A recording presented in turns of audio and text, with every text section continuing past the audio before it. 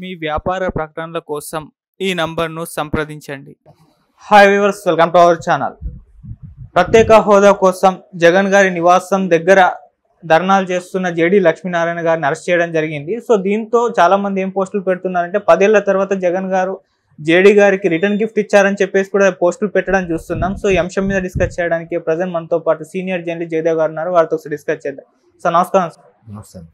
Sir మీరేం చెప్తారు sir మరి ఈ అరెస్ట్ గురించి? అంటే జేడీ గారు తన నివాసం దగ్గర ప్రత్యేక హోదా కోసం ఫైట్ చేయడానికి వెళ్ళారు. సో దానికోసమని జగన్ గారు అరెస్ట్ చేయించడం జరిగింది. అంటే 10 ఏళ్ల తర్వాత ఆయన రిటర్న్ గిఫ్ట్ ఇచ్చాడు, అరెస్ట్ చేయించాడు, ఆ ప్రతీకారం తీసుకున్నాడని కూడా వార్తలు ఇలా పోస్టులు పెట్టడం చూస్తున్నాం. మీ ఒపీనియన్ ఏంటి సార్ మరి? అది అంటే ఆయన మామూలుగా ఇప్పుడు జగన్మోహన్ రెడ్డి గారు ఆయన మీద ఏదో కేసు బనాయించి అయితే అరెస్ట్ చేయలేదు కదా. ఆయన తాడేపల్లి ప్యాలెస్ ముట్టడికో లేదంటే ముఖ్యమంత్రి ఆఫీస్ సీఎం ఆఫీస్ ముట్టడికో వెళ్తే అరెస్ట్ అది మామూలు అరెస్టులు అండి. అవి ఆ మామూలు అరెస్టులో వెళ్తారు, కూర్చోబెడతారు, కాసేపు అయిన తర్వాత మళ్ళీ ఈవినింగ్ అయిన తర్వాత ఎవరింటికి వాళ్ళకి పంపించేస్తారు. ఆ అరెస్ట్ని దాన్ని పెద్దగా ప్రాధాన్యతలోకి తీసుకోక్కర్లేదు. ఒకవేళ అరెస్ట్ చేసినా ఆ జామీన్ ఏదో విడిపించేసి జామీన్ ఇచ్చి విడిపించేసి చేస్తారు తప్ప దీన్ని అయితే నేను అరెస్ట్గా అనుకోవట్లేదు. ఒకవేళ మీరు అన్నట్టు అంత అరెస్ట్ అయితే ఇది కాదుగా. 10 ఏళ్ళ తర్వాత ఆయన ఇది ప్రతీకారం తీర్చుకున్నారు అనుకోవడానికి అలా అయితే ఎప్పుడో చేయొచ్చు. ఆయన గవర్నమెంట్ వచ్చి కూడా 5 ఏళ్ళు అయిపోయిందిగా, అప్పుడే ఏదో ఒకటి బనాయించి చేయొచ్చు కదా. అలాగేం చేయలేదు కదా. వాళ్ళ టార్గెట్ ఎంతసేపు చంద్రబాబు నాయుడు గారనే చంద్రబాబు ఈవెన్ అప్పుడు అరెస్ట్ చేయించినప్పుడు కూడా కాంగ్రెస్ ప్రభుత్వం ఉంది స్టేట్లోను సెంట్రల్లోను. కాంగ్రెస్ ప్రభుత్వం వదిలేసి చంద్రబాబు నాయుడు అరెస్ట్ చేయించారంటారు. అయితే దానికి వాళ్ళు చెప్పే లీడ్ ఏంటి తెలుసా? అప్పట్లో అటువంటి పోటీగా వస్తున్నప్పుడు ఖచ్చితంగా బురద జల్లారుగా. బురద జల్లినప్పుడు ఏం చేశారు? ఎర్రనాయుడు గారు మాట్లాడారు. ఇప్పుడు ఆయన లేరు, శ్రీకాకుళం ఎంపీ ఎర్రనాయుడు గారు. ఆయన ఏమన్నారు? ఇటువంటి వ్యక్తికి ఎలాగే శిక్ష పడాలి, ఎన్ని స్కాములు చేశాడు అన్నట్టు మాట్లాడాడు. వెంటనే అలా మాట్లాడేసరికి ఏం చేశారంటే ఇంకా ఈయనే చంద్రబాబు నాయుడే లేఖ రాసి మరీ సోనియా గాంధీతో అరెస్ట్ చేయించారు. సోనియా గాంధీ కూడా ఈయన చెప్పినట్టే వింటదా?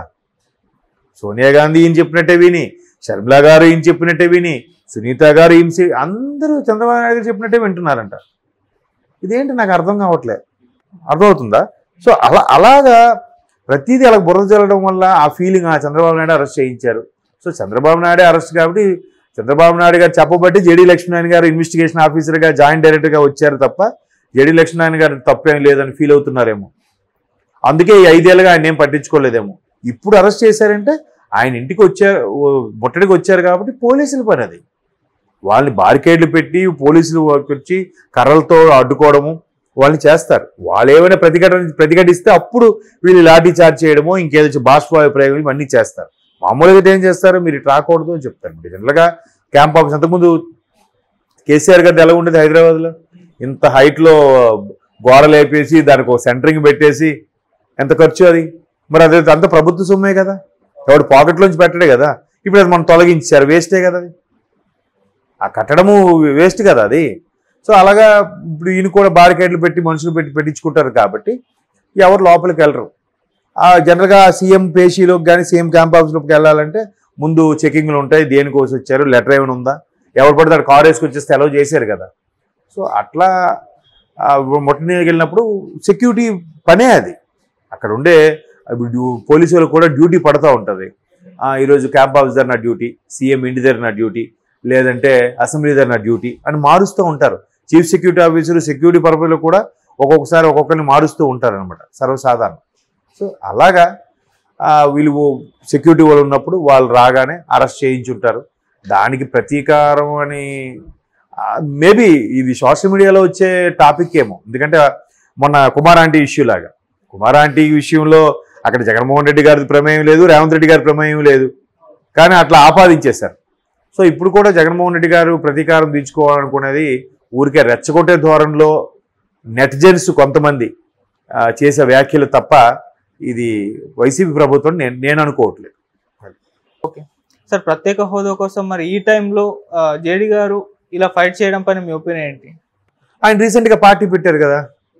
పార్టీ పెట్టాలంటే పార్టీ మనుగడ కోసం ఏదో ఒకటి చేయాలి కదా, ప్రజల్లో నానుతూ ఉండాలి కదా. ప్రజల్లో కన్నా మీడియాలో ఎక్కువ నానుతూ ఉండాలి. దానికి సంబంధించి ఏదో ఒక టాపిక్ చేయాలి, ఉండాలి. ఆయన వెనక వెళ్ళే మంది మార్పడం కోసం కూడా ఆయనే ఎంతో ఖర్చు పెట్టి వాళ్ళకి ఏవో అన్ని పెట్టించి తీసుకెళ్ళాలి. లేకపోతే ఎలా మరి? ఆయనకి అంత ఇమేజ్ ఎక్కడ ఉంది? కేవలం జగన్మోహన్ రెడ్డి గారి కేసుకు సంబంధించి నిష్పక్షపాతంగా కేసు చేశారని ఇమేజ్ అయితే ఉంది కదా. ఆ ఇమేజ్ వల్లే ఆయనకి కొన్నాళ్ళ పాటు అలా ఉండి జనసేనలోకి వెళ్ళారు. మరి ఏమైందో తెలియదు, బయటకు వచ్చేసారు. అంటే జనసేనలో ఉంటే ఎప్పటికైనా తన సెకండ్ ప్లేస్ అనుకున్నారో ఫస్ట్ ప్లేస్ కావాలనుకున్నారో తెలియదు, కానీ బయటకు వచ్చారు. ఈయన పార్టీ పెట్టారు. సో పార్టీ పెట్టారు కాబట్టి పార్టీ మనుగడలో ఉంది అని తెలియాలంటే ఏదో ఒకటి చేయాలిగా. ఒక ప్రెస్ మీట్ పెట్టాలి, లేదంటే ప్రజా వ్యతిరేకత మీద ఏదైనా పోరాటాలు చేయాలి, లేదంటే ఇలాంటి ముట్టడులు చేయాలి, లేదా ఎక్కడ ధర్నా చేయాలి. సో అట్లా ఉన్నప్పుడు చేస్తారు. దట్టు ఇప్పుడు పోటీ చేయట్లేదు, నేను మళ్ళీ ఎలక్షన్స్ కూడా అన్నట్టు చెప్పినట్టున్నారు. మరి ఇప్పటి నుంచి ఆ కసరత్తు చేస్తే ఇంకొక పార్టీ ఉందని జనాలు గుర్తించగలగాలి కదా. ఎందుకే పార్టీ పేరేంటి చెప్పారా? జై భారత్ నేషనల్ పార్టీ. మరి నాకు వెంటనే స్ట్రైక్ అవ్వలేదు అంటే, మరి స్ట్రైక్ అవ్వాలంటే వార్తల్లో నానుతూ ఉంటే కదా స్ట్రైక్ అవుతుంది. అట్లీస్ట్ ఇప్పుడు యాడ్స్కి చాలామంది కోట్లు ఎందుకు ఖర్చు పెడతారంటే ఆ ప్రొడక్ట్ నేమ్ కానీ లేదా కంపెనీ నేమ్ కానీ జనాల్లో నానుతూ ఉండాలి, తెలుస్తూ ఉండాలి. చూసిన ఇంత 100 మందిలో ఒక 100 మంది అయినా కొనకపోతారా, ఒక 10 మంది అయినా కొనకపోతారా అనేది యాడ్స్ కాన్సెప్ట్. సో వాళ్ళు అందుకు అది కూడా ఎలాగా మనం సోషల్ మీడియాలోనో చూస్తాం కాబట్టి మనకు తెలిసింది కూడా ఈ యాడ్ బాగుంది, ఇది ఏంటి ప్రొడక్ట్ అని చూస్తాం కదా. తెలిసినవి అయితే ఓకే, ఇది చూడగానే కొంతమందికి థమ్స్అప్ యాడ్ చూడగానే థమ్స్అప్ తాగాలనిపిస్తుంది అంట కదా. అలాగే యాడ్స్కి దీనికి యాడ్లు వేయరు కాబట్టి ఇట్లా జనాల్లో నానుతూ ఉంటే కొంత నేము ఫేము అన్నీ వస్తాయి, గుర్తుపెట్టుకుంటారు. ఆయన ఎవరురా అప్పుడెప్పుడు జగన్ గారు కేసు చేశారు ఆయన అని అనిపించుకోకూడదు కదా. సో ఖచ్చితంగా పోరాటాలు చెయ్యాలి. ప్రతిపక్ష స్థానంలో ఉన్న వాళ్ళు పోరాటాలు చేస్తేనే ప్రభుత్వానికి కూడా కొద్దిగా జాగ్రత్తగా ఉంటుంది. సో అందుకు చేసి ఉండొచ్చు నేను అనుకోవడం. Thank you so much sir.